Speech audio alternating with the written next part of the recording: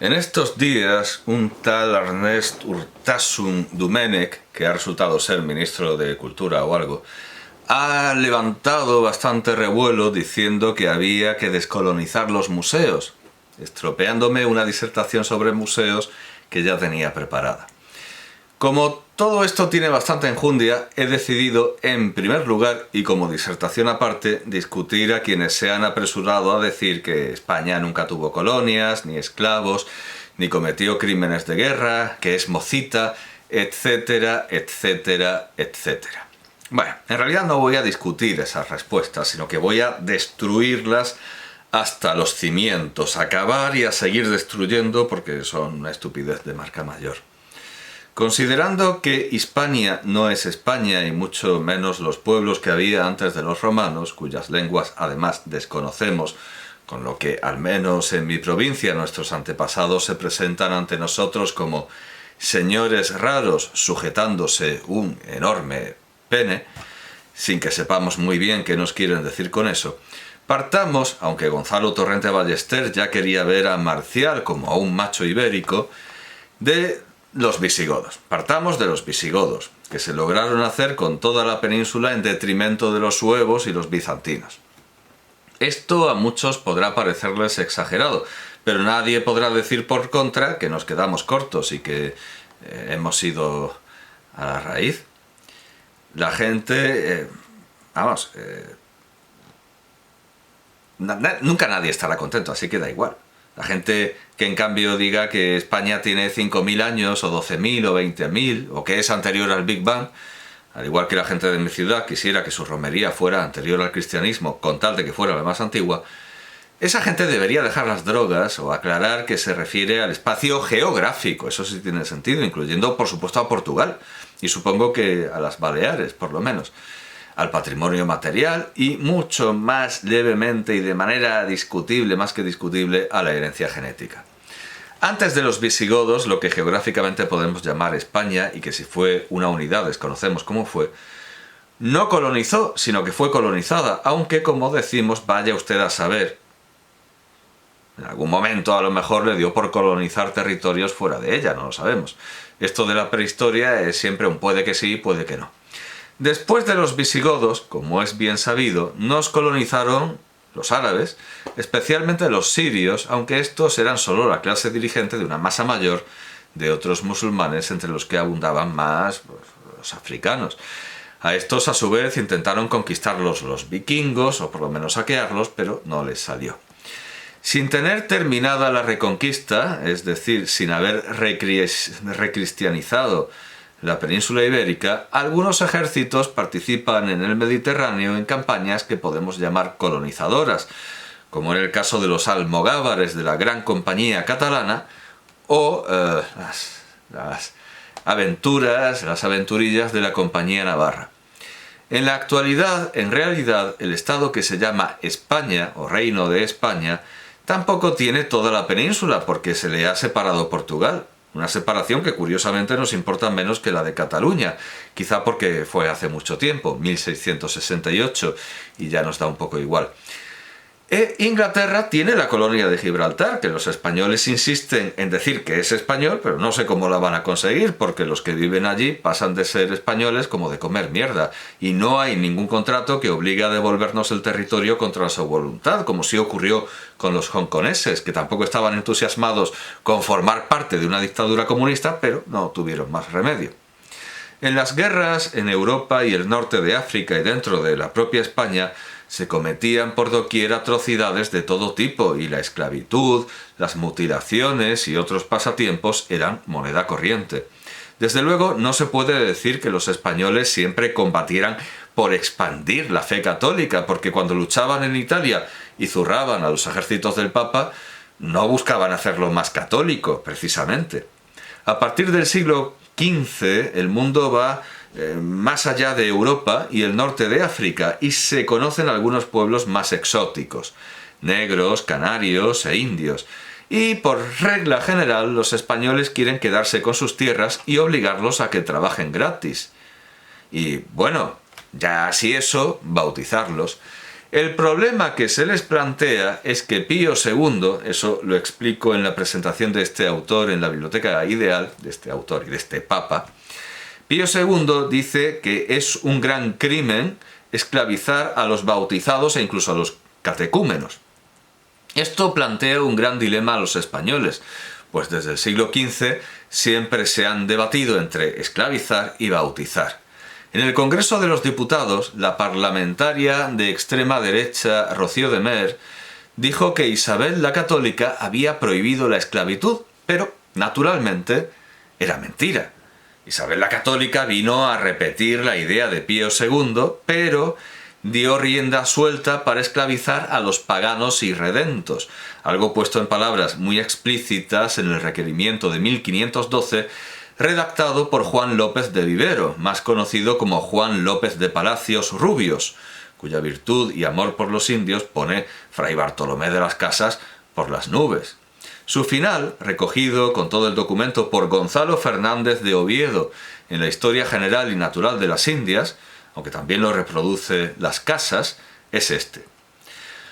Por ende, como mejor puedo, vos ruego y requiero que entendáis bien esto que vos he dicho. Tomes para... El requerimiento empieza hablando de cuando Dios creó el mundo, luego sigue con el Papa, y termina diciéndole a los indios. Por ende, como mejor puedo, vos ruego y requiero que entendáis bien esto que vos he dicho. Tomes para entenderlo y deliberar sobre ello el tiempo que fuere justo. Reconozcáis a la Iglesia por Señora superiora del universo y al sumo pontífice. Vamos a leerlo como entiendo yo. Vamos a leerlo seseando, que es más propio. Y al sumo pontífice, llamado Papa con su nombre, y al rey y la reina en su lugar, como a señores y superiores reyes de estas islas de tierra firme, por virtud de la dicha donación. Si así lo hiciéredes, haréis bien, y aquello que sois tenidos y obligados, y sus altezas, yo en su nombre, vos recibirán con todo amor y caridad, y vos dejarán 1512... Sí, ya podía haberse adelantado, ya podía haberse velarizado, sí, ya podría decirse dejarán. Vos dejarán vuestras mujeres e hijos... No, un segundo, porque Carlos V tenía 12 años. Bueno, leámoslo como una especie de castellano iberoamericano contemporáneo. Vos dejarán vuestras mujeres e hijos e haciendas libremente, sin servidumbre, para que de ellos e de vosotros hagáis libremente todo lo que quisiéredes e por viento viéredes. No vos compelerán a que vos tornéis cristianos, salvo si vosotros, informados de la verdad, os quisiéredes convertir a nuestra sancta fe católica, como lo han hecho cuasi todos los vecinos de las otras islas. Y allende de esto, sus altezas os darán muchos privilegios y exenciones, y vos harán muchas mercedes. Si no lo hiciéredes y en ello maliciosamente dilación pusiéredes, certifícoos que con la ayuda de Dios yo entraré poderosamente contra vosotros, y vos haré guerra por todas las partes y maneras que yo pudiere, y vos subjetaré al yugo y obediencia de la Iglesia, y a sus altezas, y tomaré vuestras personas y de vuestras mujeres e hijos, y los haré esclavos, y como tales los venderé, y disporné de ellos como sus altezas mandaren, y vos tomaré vuestros bienes, y vos haré todos los males y daños que pudiere como a vasallos que no obedecen ni quieren recibir su señor, y le resisten y contradicen. Y protesto que las muertes y daños que de ellos se recrecieren sean a vuestra culpa, y no a la de sus altezas ni mía, ni de estos caballeros que conmigo vinieron. Y de como lo digo y requiero, pido al presente escribano me lo dé por testimonio signado.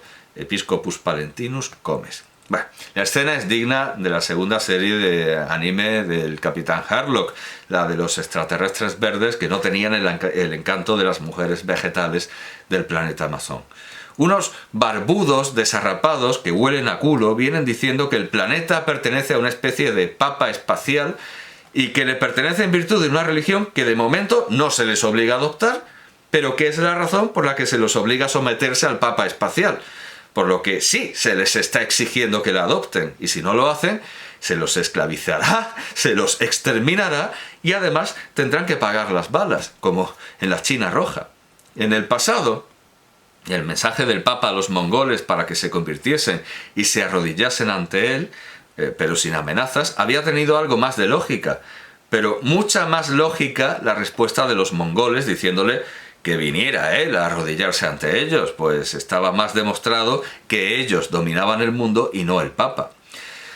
Pero lo mejor de todo es que este mensaje apremiante lo dan los invasores en su lengua alienígena, algo parecido a cuando Felipe II escribió al emperador de la China en castellano y este, naturalmente, le contestó en chino. También al Papa le contestaron en mongol. Pero en el contexto de una invasión y con una pistola en la sien de los invadidos. El requerimiento fue estrenado por Pedrarias Dávila en 1513 y Gonzalo Fernández de Oviedo cuenta de esta manera lo ridículo que fue aquello. Dice Gonzalo Fernández de Oviedo, y de nuevo lo leo pues, como si fuera castellano, iberoamericano, porque evidentemente los iberoamericanos pronuncian así porque así pronunciaban los conquistadores.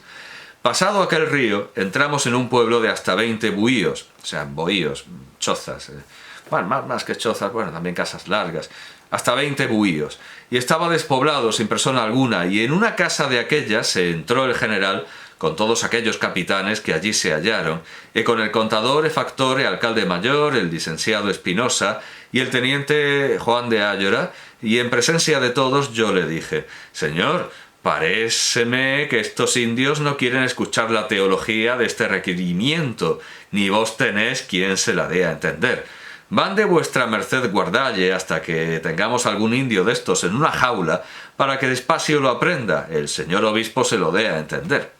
E dile el requerimiento y él lo tomó con mucha risa de él y de todos los que me oyeron. Cuenta también Fernández de Oviedo, que no comparte con Fray Bartolomé de las Casas la admiración por las cualidades personales e intelectuales, a pesar de los errores que no deja de notar, de Palacios Rubios, que, dice Fernández de Oviedo, yo pregunté después, el año de 1516, al doctor Palacios Rubios, porque él había ordenado aquel requerimiento, si quedaba satisfecha la conciencia de los cristianos con aquel requerimiento. Y díjome que sí, si se hiciese como el requerimiento lo dice. Mas paréceme que se reía muchas veces cuando yo le contaba lo de esta jornada y otras que algunos capitanes después habían hecho.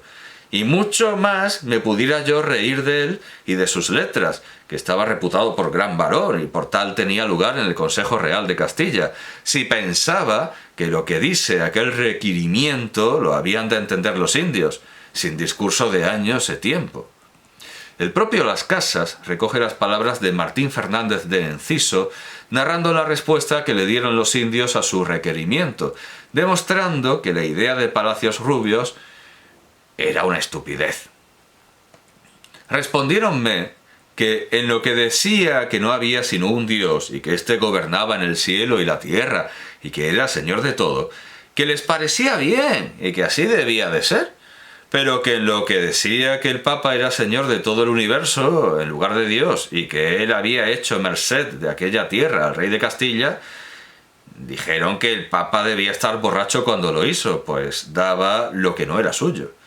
Y que el rey que pedía y tomaba la merced debía ser algún loco, pues pedía lo que era de otros, y que fuese allá a tomarla, que ellos le ponían la cabeza en un palo, como tenían otras, que me mostraron, de enemigos suyos, puestas encima de sendos palos cabe el lugar. Y dijeron que ellos eran señores de su tierra y que no había menester otro señor. Yo les torné a requirir que lo hiciesen, sino que les haría la guerra y les tomaría el lugar y que mataría a cuantos tomase o los prendería y los vendería por esclavos. Y respondiéronme que ellos me ponían primero la cabeza en un palo.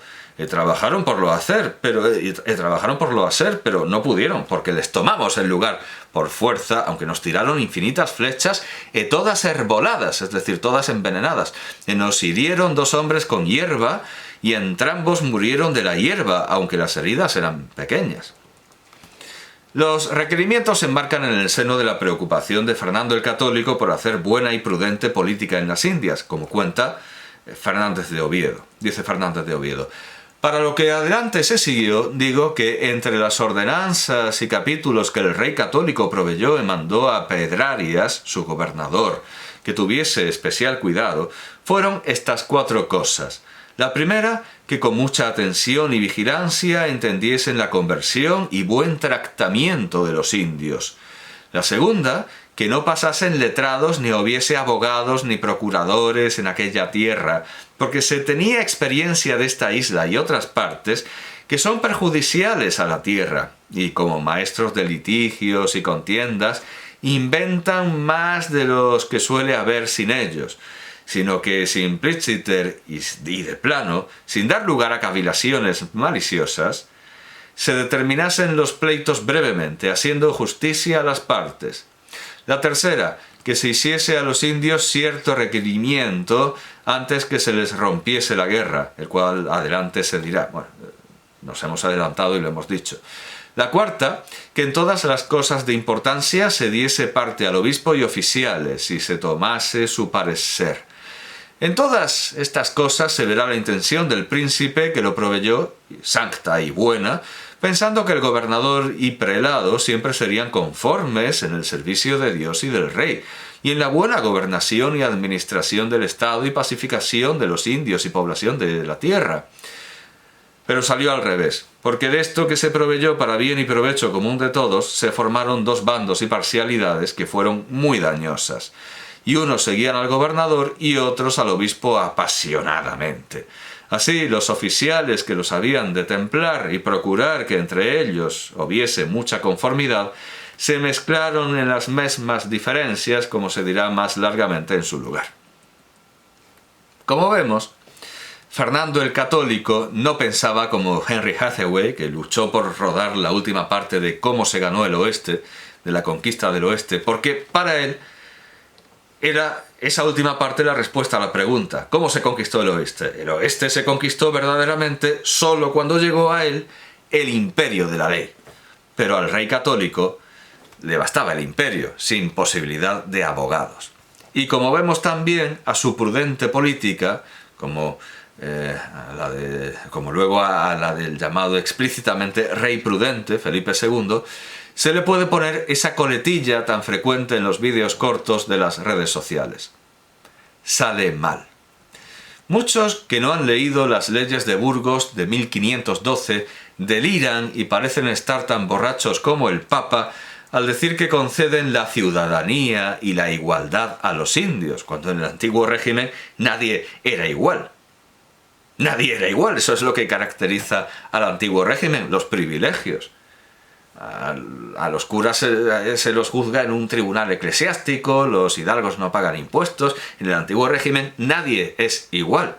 Bueno, pues igualdad de los indios, bajas por maternidad. En realidad lo que dicen las leyes es que las embarazadas no vayan a las minas a sacar oro para los españoles, sino que se pongan a hacer pan para los españoles. Y no sé cuántos más disparates liberales y socialistas con los que no habría soñado ni Rousseau. Tengamos en cuenta que la primera de ellas, la primera de las leyes de Burgos de 1512, que he leído en la edición de 1938 de Rafael Altamira, dependiente de una copia administrativa y no de la versión comentada de las casas, que era lo que hasta entonces se tenía, era lo único que se tenía. Bueno, pues la primera ley, eso de que se quedaran en su casa, que era lo mismo que se les había dicho a los moros de Granada, que los moros se quedasen en su casa, esperando que poco a poco se fueran convirtiendo. Bueno, pues no se dice en realidad que se queden en sus casas, dice que se queden en casas, pero no en sus casas. No en sus casas. Lo que se dice es que sean recogidos en lo que muy bien podríamos llamar, perfectamente podríamos llamar, campos de concentración para que estén vigilados. Para que se sustenten, se les da media hanega de maíz que tienen que sembrar y cultivar, ahora se diría fanega, claro, que sembrar y cultivar, y una docena de gallinas y un gallo para que, dice la ley, para que gocen el fruto que de ellas saliere, así como de los pollos, como de los huevos. O sea, que se coma lo que le salga de los huevos, pero todo el resto de su trabajo, en cambio, será para los españoles.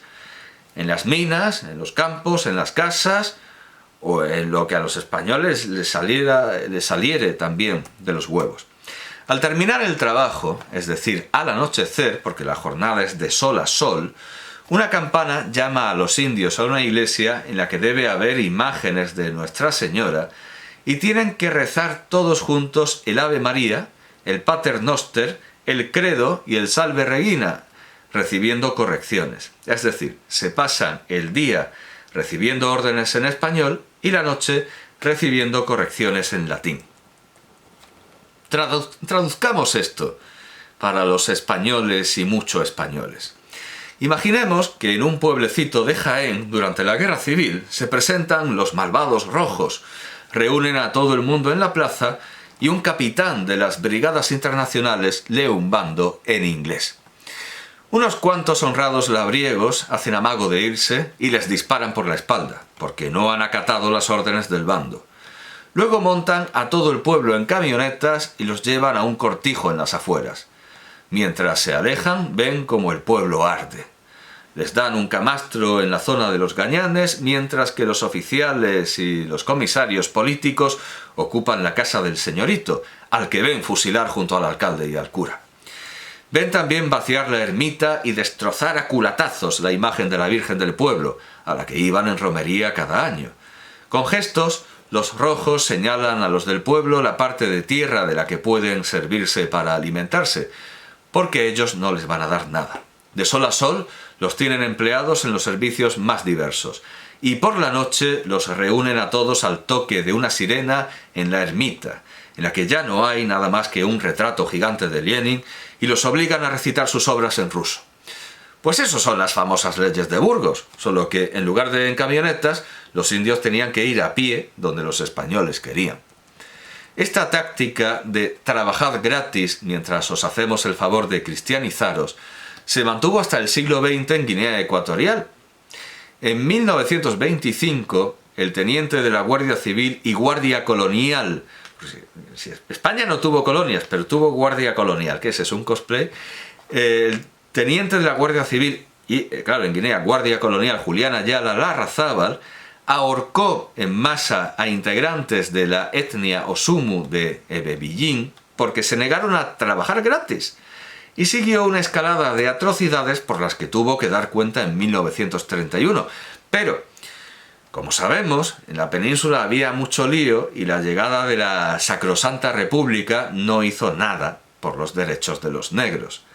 Mucho se habla del fraude de las elecciones de 1936, pero en realidad, si Guinea Ecuatorial no era una colonia, porque España nunca tuvo colonias, sino una provincia en igualdad de derechos, todas las elecciones anteriores fueron también un fraude, porque a los negros jamás se les puso una urna por delante. El franquismo no mejoró los métodos coloniales y, como demuestra el levantamiento en 1946 de los internados en la leprosería de Micomesén, que fue, por supuesto, salvajemente reprimida, pues casi se puede decir que, bueno, no empeoraron, porque lo de los años 20 se mantuvieron. No sé qué decir de la famosa leyenda negra que inventan contra nosotros los anglos, si todo el mundo está bien enterado de los crímenes de Leopoldo II y Mao Zedong, incluso en el Reino de Bélgica y en la República Popular China, aunque allí sus imágenes persistan. Y todo el mundo conoce la idea del barón Sir Jeffrey Amherst de regalar a los indios mantas infectadas con viruela. Pero aquí no se habla de que ni aquí ni fuera, bueno, sí, en Estados Unidos ha habido algún artículo, aquí nadie habla de que en un mundo que se suponía mucho más civilizado que el mundo del siglo XVIII, en pleno siglo XX, España castigaba a los rebeldes ecuatoguineanos confinándolos en una leprosería para que se infectaran, por demás de que los métodos sanitarios de aquel lugar eran indignos hasta del siglo XVIII. En el artículo La rebelión de los leprosos de Franco, publicado en El País por Manuel Asende en 2019, se recoge este testimonio del practicante José Luis Martínez Díaz, que vio la rebelión como, dice Martínez Díaz, un acto de simple y leve protesta, que, con toda razón, hicieron unos desgraciados enfermos abandonados y destinados a morir, a los que solo se les ha dado hasta ahora hambre, trabajo y melongo. Manuel Asende nos aclara, al igual que yo tuve que aclarar qué era pringar a los boxeros y hermesillistas que decantaban las bondades de la esclavitud, si el esclavista era español, que melongo, dice, es una palmera local y sus varas servían para dar unos latigazos que en la colonia tenían un nombre, melongazos. Manuel Asende recogió en sus redes sociales algunas de las escandalizadas reacciones que suscitó el artículo. Escandalizadas en realidad no de ninguna manera especial, sino de aquella misma forma en la que podría recibirse cualquier artículo de El País con la palabra Franco en su titular. Un anciano llamado Manuel, vestido con camisa blanca, escribió: «Mentiras como esta hacen más poderosos a los gilipollas, con Y, periodistas de mierda». Una señora llamada María Pérez, que se hacía llamar Flor de Loto, aunque en la foto tenía una azucena, escribió: «Los periodistas como buitres detrás de la carroña. Dais mucho asco, no sacan más que basura de lo mal que con ella hizo España». Por último, un señor con un perfil más intelectual, llevaba gafas, llamado Manuel Fernández, sentenció: «Tú eres un antiespañol analfabeto. Conozco guineanos, con mayúscula, súper orgullosos de su pasado. Cinico». Esto es un magnífico ejemplo de memoria histórica tal como la entiende la vigente legislación española, muy preocupada por escarbar fosas comunes hasta que empiezan a aparecer sotanas y se vuelve a echar tierra encima. Gustavo Bueno también la ejerció, usando además su inteligencia para oscurecer la verdad, como el obispo que le preguntó a Thomas Huxley sobre si el mono era su padre o su abuelo. Yo, como él, entre quien malgasta su inteligencia de esa manera y el mono, estaré con el mono siempre, a tope con el mono.